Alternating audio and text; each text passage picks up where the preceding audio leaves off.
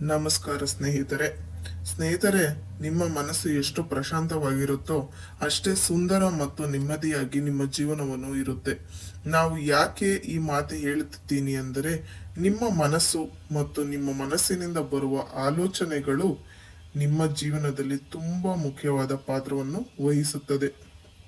ಆದ್ದರಿಂದ ನಿಮ್ಮ ಮನಸ್ಸಿನ ಆರೋಗ್ಯವನ್ನು ಕಾಪಾಡಿಕೊಳ್ಳುವುದು ನಿಮ್ಮದೇ ಜವಾಬ್ದಾರಿ ಕೂಡ ಅಲ್ಲವೇ?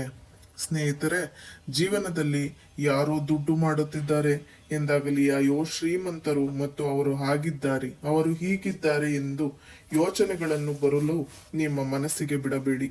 ನಿಮ್ಮ ಮನಸ್ಸಿಗೆ ಯಾವ ರೀತಿಯ ನೆಗೆಟಿವ್ ಅಥವಾ ಪಾಸಿಟಿವ್ ಯೋಚನೆಗಳನ್ನು ತುಂಬುತ್ತೀರೋ, ಮನಸ್ಸು ಕೂಡ ಅದರ ತಕ್ಕ ಹಾಗೆ ಫಲಗಳನ್ನು ಕೊಡುತ್ತದೆ.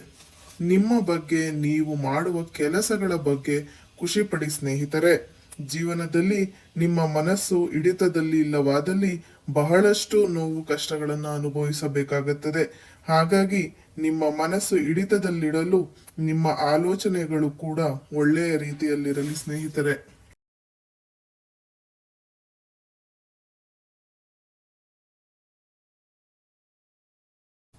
ನಮ್ಮ ಮನಸ್ಸು ಏಕಾಗ್ರತೆಯಿಂದ ವರ್ತಿಸಲು ನಾವು ಧ್ಯಾನವನ್ನು ಮಾಡಬೇಕು ಸ್ನೇಹಿತರೆ.